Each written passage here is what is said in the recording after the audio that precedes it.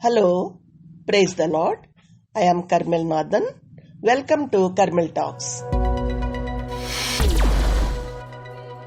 ఈరోజు మనము ఘనురాలు షూనేమీరాలు ఈమె గురించి మనం కొంత తెలుసుకుందాం. బైబిల్ గ్రంథంలో ఘనురాలుగా పేరుగాంచిన ఒక స్త్రీ కలదు. 2వ రాజులు 4:8-37 వరకు. అయితే ఇక్కడ ఈమె పేరు వ్రాయబడలేదు. షూనేము పట్టణమునకు చెందిన స్త్రీ. ఈమె వయసులో, రూపంలో, పేరు ప్రతిష్టల్లో, ధనంలో, వంశంలో గొప్పదై ఉండవచ్చును. అయినను ఈమె దేవుణ్ణి బహుగా ప్రేమించిన స్త్రీ. అంతేకాదు, దైవజనులను ప్రేమించి గౌరవించింది. అందుకే బైబిల్ గ్రంథంలో గనురాలుగా పేరుగాంచినది. ఈమె భక్తిగల దైవజన్ని గుర్తించిన స్త్రీ.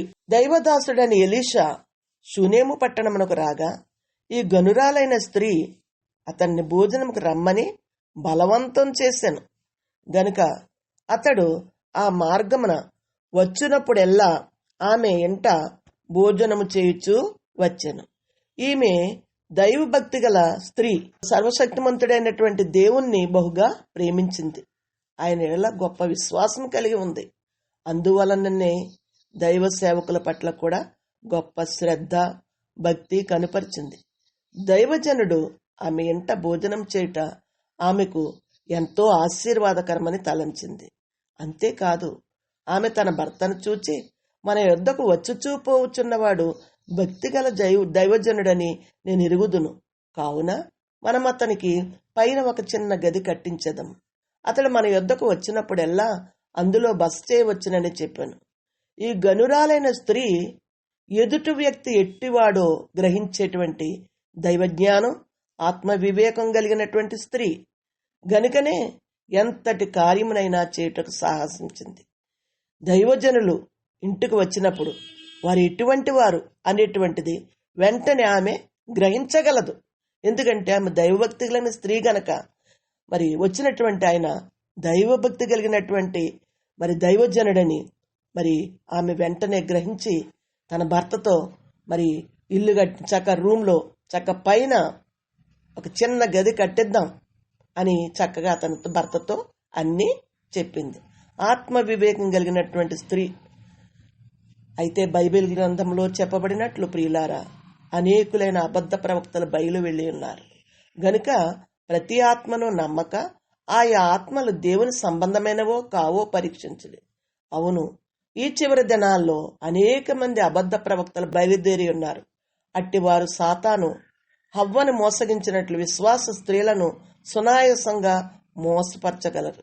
కావున మనము కూడా ఈ గనురాలైనటువంటి స్త్రీ వలె ఎదుటి వ్యక్తి ఎట్టివాడో గ్రహించే దైవ జ్ఞానాన్ని, ఆత్మ వివేకాన్ని కలిగి ఉండాలి.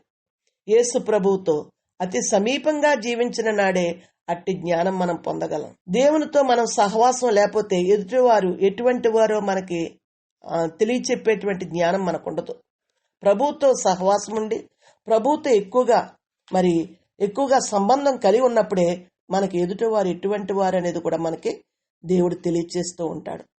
అనేక గొప్ప కార్యాలు కూడా మనం అటువంటిప్పుడు చేయగలుగుతాం. జయ జీవితం కూడా జీవించగలం. దైవజనులను గౌరవించి ఆదరించి గణపరచబద్ధులమై ఉన్నాం. అయితే నిజంగా దైవజనుల్ని మనం నిజంగా ఎంతో గౌరవించాలి. వారి ఎడల మనం వాళ్ళని ఆదరించాలి. కష్ట సమయంలో అలాగే ఘనపరచాలి, వారిని గౌరవించి ఘనపరచాలి. కాబట్టి ఈ స్త్రీ ఏ విధంగా నిజంగా ఈ దైవజను మన దగ్గరకు వచ్చి చూపోవచ్చున్నవాడు భక్తిగల దైవజనుడని నేను ఎరుగుదును, భక్తిగల దైవజనుడని నేను ఎరుగుదును ఆమె గ్రహించేసింది. అందుకని ఆ కార్యాలన్నీ చేసి అతన్ని ఆతిథ్యమిచ్చి ఎప్పుడు వెళ్ళినా అతను రావడానికి ఇష్టపడింది అనమాట. ఈమె ఆతిథ్యమిచ్చు స్త్రీ.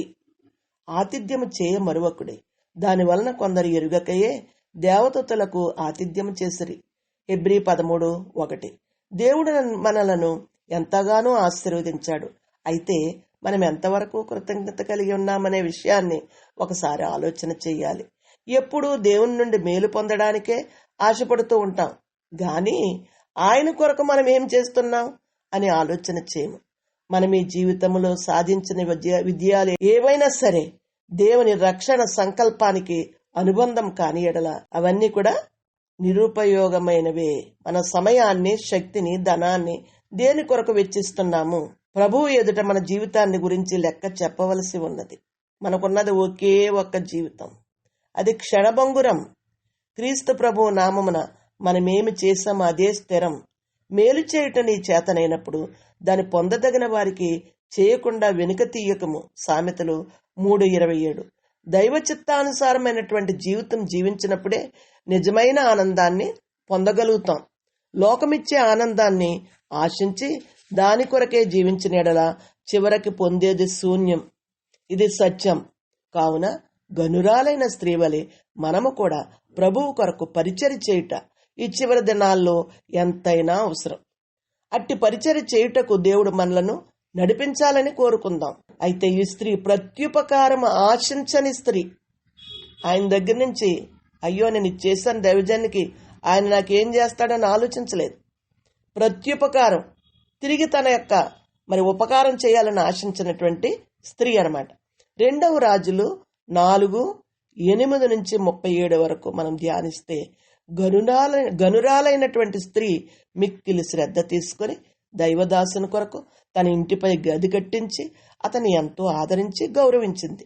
ఈమె చూపిన శ్రద్ధాభక్తికి ప్రత్యుపకారం చేయాలని ఎలీషా ఆశపడి, నీకు నేను ఏమి చేయవలను అని అడిగినప్పుడు ఆమె తన కోరికలన్నీ ఏకదాటిగా కుమ్మరించలేదు, ప్రత్యుపకారం ఆశించలేదు. ఎంత చక్కటి స్త్రీ! మనమైతే ఎన్నో మన కోరికలు ఏమున్నాయి అన్నీ కూడా ఆ ప్రవక్తతో చెప్పి ఉండేవారు. గాని ఈ స్త్రీ ఎంత చక్కని స్త్రీ! అయితే నిజంగా తన సేవకుడైనటువంటి గేహజీ ద్వారా ఎలీషా ఆమెకు కుమారుడు లేడని, తన భర్త ముసలివాడని తెలుసుకుని ఎలీషా మరుసటి ఏట ఈ ఋతువున నీ కౌగుట కుమారుడు ఉండును అని ఆమెతో అనెను. దైవదాసుడు చెప్పినట్లు ఆ స్త్రీ గర్భవతి అయి కుమారుని కన్ను. ప్రత్యుపకారం ఆశించని పరిచర్య చేసింది. ప్రభువుకు మట్టుకు హృదయాంతరంగము తెలుసు గనుక ఆమెకి ఏది లేదో తెలుసు కాబట్టి దైవజనుడైనటువంటి ఎలీషా ప్రవక్త అది గ్రహించి ఆమె కోరికను ఫలింపచేశాడు. మనము ఎటువంటి పరిచర్య చేస్తున్నాము? ప్రత్యుపకారం ఆశించి పరిచర్య చేస్తున్నామా, లేక నిజంగా దేవుణ్ణి ప్రేమించి చేస్తున్నామా? కాబట్టి మీరు ఆయన రాజ్యమును నీతిని మొదట వెతుకుడి, అప్పుడు అవన్నీ మీకు అనుగ్రహింపబడను. మత్తయి 6:33 ఉంది. మనం ప్రభువుని నిజంగా ప్రేమించి ఆయన కాపరత్వం క్రింద మనం ఉన్న ఎడల కలిమిలో, లేమిలో, సుఖ దుఃఖాలలో కూడా కృపాక్షేమములే మన వెంట వస్తాయి. అంతేకాదు, ఈ స్త్రీ దైవజనుని ప్రార్థన మీద నమ్మకం ఉంచినటువంటి స్త్రీ. షూనేమీరాలు కుమారుడు ఎదిగి ఒకనాడు చనిపోయాడు. నిజంగానే ఎలీషా చెప్పినట్లు షూనేమీరాలకి కుమారుడు కలిగాడు. అతడు ఎదిగి ఒకనాడు చనిపోయాడు.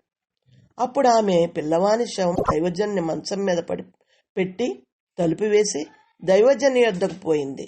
ఎలీషా దూరం నుండి ఆమెను చూచి వారి క్షేమమును తెలుసుకొనమని గేహజీని ఎదురు పంపెను. అందుకామె సుఖముగా ఉన్నామని చెప్పింది. పిమ్మట దైవజనుని కాళ్ళు పట్టుకొని తన కుమారుని విషయమై మనవి చేసుకొనగా అతడు గేహజీని పంపెను. అయితే ఆమె సంతృప్తి చెందలేదు. ఆమె యెహోవా జీవముతోడు, నీ జీవముతోడు నేను నిన్ను విడువనని చెప్పగా ఎలీషా లేచి ఆమెతో కూడా వెళ్ళాను. నిజంగా ఈమె ఏమని చెప్పింది? సుఖంగా ఉన్నావా అని చెప్పింది. కానీ అయ్యో చాలా కష్టం వచ్చేసిన, పిల్లడు చనిపోయిన, కంగారు పడలేదని. ఏ విషయంలో కూడా కంగారు పడకుండా ఆమె ఇచ్చిన ఆన్సర్ ఏంటంటే, అడిగినప్పుడు మేము సుఖంగా ఉన్నామని చెప్పింది అనమాట. ఆ తర్వాత దైవజను కాళ్ళు పట్టుకుని ఎంతో ప్రార్థన చేసింది, తన కుమారుని గురించి మనవి చేసుకుంది. అయితే అతడు గేహజీని పంపించాలంటే గేహజీని తను అంత ఇష్టపడలేదు, కానీ సంతృప్తి పడలేదు. నువ్వే రమ్మని ఎంతగానో చెప్పగా ఎలీషా లేచి ఆమెతో కూడా వెళ్ళాడు. అయితే నిజంగానే గేహజీ ద్వారా కార్యం జరగలేదు. మరణమై ఉండిన బాలుడు తన మంచము మీద పెట్టి ఉండుట చూచి ఎలీషా లోపలికి పోయి తలుపు వేసి యెహోవాకు ప్రార్థన చేసి మంచము మీదకి ఎక్కి బిడ్డ మీద తన్ను చాచుకొని వాని మీద పండుకొనగా బాలుడు 7 మారులు తుమ్మి కండ్లు తెరిచాను. నిజంగా చూసారా ఎంత గొప్ప విషయం. ఎలీషా ఎప్పుడైతే తన ఊపిరి మరి దాని మీద ఆ బాబు మీద ఎప్పుడైతే మంచం ఎక్కి చాచుకొని మరి పండుకొని ఎప్పుడైతే మరి దేవుని ప్రార్థన చేశాడో వెంటనే మరి ఆ కుమారుడు లేచి 7 మారులు తుమ్మి కండ్లు తెరిచాడంట. గొప్ప విశ్వాసంతో గొప్ప కార్యమును చేపట్టింది స్త్రీ, విజయం సాధించింది. ధైర్య సాహసములు గొప్ప నిబ్బరము కలిగినటువంటి స్త్రీ ఈ శూన్యమీరాలు. తొందరపాటు మచ్చుకైనా ఆమెలో కనబట్టలేదు. కుమారుడు చనిపోయాడని ఇక లేచుట అసాధ్యమని ఏడుస్తూ అక్కడే ఉండిపోలేదు. వైద్యులపైన మనుషులపైన ఆధారపడి ఇటు అటు పరిగెత్తలేదు. గొల్లు పెట్టి ఏడవలేదు. ఎంతటి కఠినమైన పరీక్ష వచ్చినప్పటికీ తట్టుకున్నది. నిదానముగా మరి ఎవరి మాట ద్వారా అయితే తన కుమారుని పొందుకుందో ఆ దైవదాసుడే గొప్ప కార్యం చేయగలడని విశ్వసించింది. వెంటనే ఆయన దగ్గరికి వెళ్ళి బాబుని బ్రతికించుకుంది. ఇన్ని సుగుణములు గల స్త్రీ గనకనే ఈ స్త్రీని గనురాలు అని పరిశుద్ధ దేవుడు సంబోధించాడు. ఆమె జీవిత సంఘటనలను అమూల్యమైన అత్యున్నతమైన పరిశుద్ధ గ్రంథమునందు పరిశుద్ధాత్ముడు వ్రాయించాను. ఈ గొప్ప విశ్వాసి అనే స్త్రీ ఆనాటి ఈనాటి విశ్వాసులందరికీ ఒక మాదిరిగా ఉన్నదనుటకు అతిశయోక్తి లేదు. కష్టము, కన్నీరు, కఠోర స్థితి మనకు ఎదురైనప్పుడు మనం ఏం చేస్తున్నాం? మనం ఎలా ఉంటున్నాం? ఆమెలా మనం నిదానంగా ఉండి ప్రభువు దగ్గరికి వచ్చి బిడ్డను మనం పెట్టి ప్రార్థించగలుగుతున్నామా? ప్రభువుని అడగగలుగుతున్నామా? అయితే నిజంగానే కష్ట పరిస్థితులు ఎదురైనప్పుడు కలవరపడక, ఇతరులని కలవరపెట్టక కరుణామైన వైపు మనం చూడాలి. నిజమైనటువంటి గొప్ప కార్యాలు, చోర కార్యాలు చేయగలుగుతుంది. కాబట్టి నిజమైన భక్తి, నిజమైనటువంటి విశ్వాసంతో, గొప్ప విశ్వాసంతో మనం ప్రభువుని అడిగితే ఆయన చేయలేని కార్యం అంటూ లేదు. అప్పుడు ఆయన కనికరించి తగిన సమయంలో మనకి సహాయం చేయగలడు. ఆయనకు అసాధ్యమైనది ఏదన్నా ఉందా? ఏదీ లేదు. కాబట్టి మన ప్రభు గొప్ప కార్యములు చేయగలవాడు. కాబట్టి అది మనం అర్థం చేసుకుని మనము ప్రభువుని ఆశ్రయించాలి. ఇటు అటు పరిగెత్తకూడదు. అలసి ఉన్న వారి ఆశను తృప్తిపరచును, కృషించిన వారిని అందరినీ నింపుదును. ఇర్మియా 31:24 ఉంది. కాబట్టి ఈ స్త్రీ వలె, ఈ యొక్క గనురాలైనటువంటి స్త్రీ వలె, గనురాలని పేరు పొందింది. నిజంగా బైబిల్ గ్రంథంలో నిజంగా గనురాలుగా పేరు పొందినటువంటి స్త్రీ ఈమె. ఎందుకంటే గనురాలుగా ఆమె చేసినటువంటి కార్యం ఎంత చక్కని కార్యం అంటే, నిజంగా ఒక గది కట్టించి మంచం, పీట ఇవన్నీ అరేంజ్ చేసిందంటే మరి దేవుని పట్ల ఆమెకి ఎంత గొప్ప ప్రేమ ఉందో మనకు అర్థమవుతుంది. మనం కూడా దైవజనులను సత్కరించడానికి, దైవజనులను మన ఇంట చేర్చుకునడానికి దేవుని చిత్తం ఎరిగి ఉండాలి. దైవజనుడు ఎటువంటి వాడో మనం గ్రహించేటువంటి స్థితిలో ఉండాలి. అటువంటి స్థితి ప్రభు మనకు అనుగ్రహించునుగాక.